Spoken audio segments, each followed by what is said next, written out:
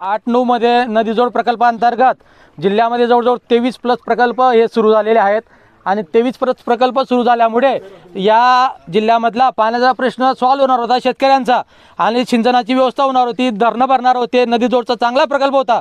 परंतु शासनाच्या दुर्लक्षामुळे असे अनेक प्रकल्प बंद पडले. जवळजवळ 23 प्रकल्पही बंद पडलेले आहेत. त्याच्यातला हा जो आपण मागे बघताय हा इथून भालगाव धरण फिडर कालवा आहे आणि हा फिडर कालवा गेला इथले जे ग्रामस्थ आहेत जसं बावटी असेल, कनेरे असेल, तुराटखेडा, मराठखेडा, त्यानंतर सावखेडा, त्याच्यानंतर भालगाव असे या सर्व गावातील जे प्रतिनिधी आहेत यांनी वेळोवेळी शासनाची भूमिका शासनाकडे मांडण्याचा प्रयत्न केला, परंतु शासन या गोष्टींकडे लक्ष द्यायला तयार नाही आहे.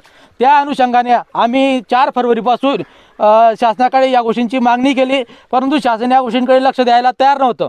कालसुद्धा आमची या संदर्भात मिटिंग झाली. आमची एकच मागणी की हा जो फिडर कालवा आहे हा फिडर कालवा सुरू झाला पाहिजे. जर का हा कालवा सुरू झाला तर या कालव्यापासून जवळजवळ 1000 हेक्टर जमीन ही बागायती होणार आहे आणि या गोष्टीकडे एका बाजूला जळगाव जिल्ह्यामध्ये 203 शेतकरी आत्महत्या करतात आणि दुसऱ्या बाजूला आता हे गिरणीचं पाणी वाहतंय. हे पाणी आमच्या डोळ्याच्या समोर वाहून जातं आहे. याचा आम्हाला काहीच मतलब नाही. हे वाया गेलेलं पाणी आहे आणि आमची एकच डिमांड आहे, जर का या कालव्याला पाणी गेलं तर 1000 हेक्टर जमीन बागायती होणार आहे. आणि जर का शासन या गोष्टींकडे लक्ष न देता दुसऱ्याच गोष्टींकडे लक्ष देत असेल तर यासारखं दुर्दैवाची दुसरी गोष्ट कुठली नाही.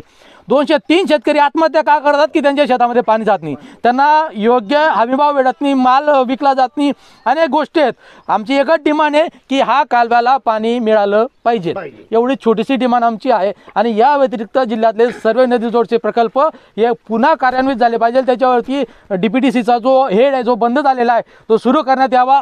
त्याचनंतर अजून जे काही कालवे प्रलंबित आहेत नदीजोड अंतर्गत जसं की पेंडगाव तर शिंदी, पेंडगाव, शिवरे, सावरखेडा, म्हणजे हा प्रकल्प खूप चांगला आहे, परंतु जिथे पैसा खर्च करायला पाहिजे तिथे न करता मोठ्या मोठ्या महामार्गांवरती पैसा खर्च केला जातोय आणि शेतकऱ्यांची आणि पर्यायाने देशाची उन्नतीपासून रोखण्याचा कार्यक्रम याच्यामध्ये झालेला दिसतोय. काय करता आज तुम्ही या ठिकाणी?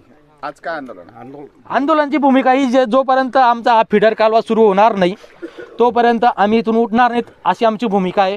त्या संदर्भात संबंधित अधीक्षकांनी आम्हाला फोन पण केलेले आहेत. त्यांनी आता 2 वाजता आम्हाला बैठकीला बोलवलं आहे, तर आमचं आंदोलन इथेच सुरू राहणार आहे. आमचं 5 लोकांचं पॅनल आता जळगावला बैठकीत जाणार आहे. जर का बैठकीमध्ये जर का आम्हाला व्यवस्थित जर का त्यांनी हमी दिली, जर का व्यवस्थितरित्या हमी दिली, त्याच्यात काहीतरी सांगितलं की या दिवसामध्ये असं करू, तरच आम्ही आंदोलन मागे घेऊ, अन्यथा घेणार नाहीत.